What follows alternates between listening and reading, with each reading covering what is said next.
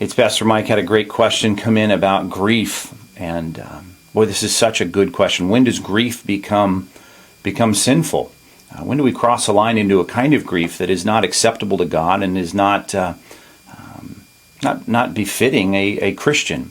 Such a great question, because we all encounter grief, and sometimes profound kinds of loss that we experience that evoke all kinds of negative emotions and pain in our lives.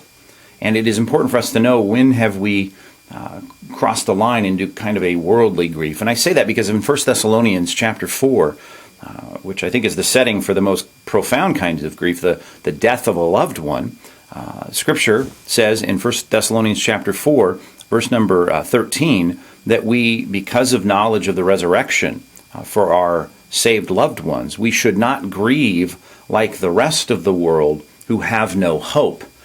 And that clearly is the focus of a kind of grief that's not sinful. Number one, I guess we should start with the fact that grieving in and of itself is not sinful. To feel broken, to have a pain, to have profound pain in our hearts over the loss of a dream, a hope, a relationship, a loved one, a spouse who dies, a child who dies. These are emotive kinds of experiences that bring us pain. And to deny that reality, or to somehow try to rise above that in some kind of a stoic mentality, would be unbiblical. We know there is a appropriate biblical grief, but the grief that is without hope, which I think we can all identify in the lives of other people. Sometimes we can see it in our own lives, where we cross into a place where there is this kind of utter despair, where we can't get beyond the confines of temporal realities. We start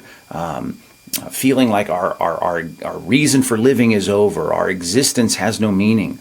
And because of Christ, because of our relationship with God, that should never be a reality for us. I often like to point out the command of the Old Covenant, where the priests were not allowed to tear their clothes.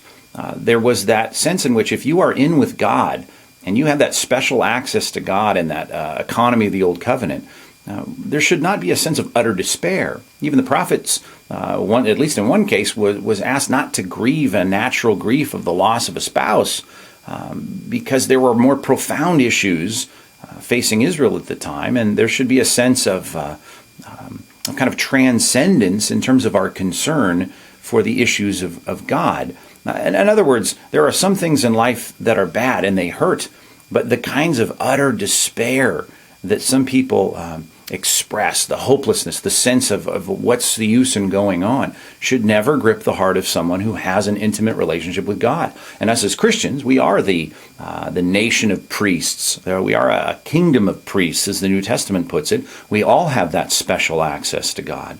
And I think the thing is, certainly in biblical counseling, as we direct people by scriptural principles in the midst of their pain, is to point them to an eternal perspective. Let's see if we can look in our hearts beyond the pain that may last for 10, 20, 30 years. There can be a residual kind of loss and a feeling of hurt that lasts. But can we fix our hearts, as Colossians 3 says, on things above?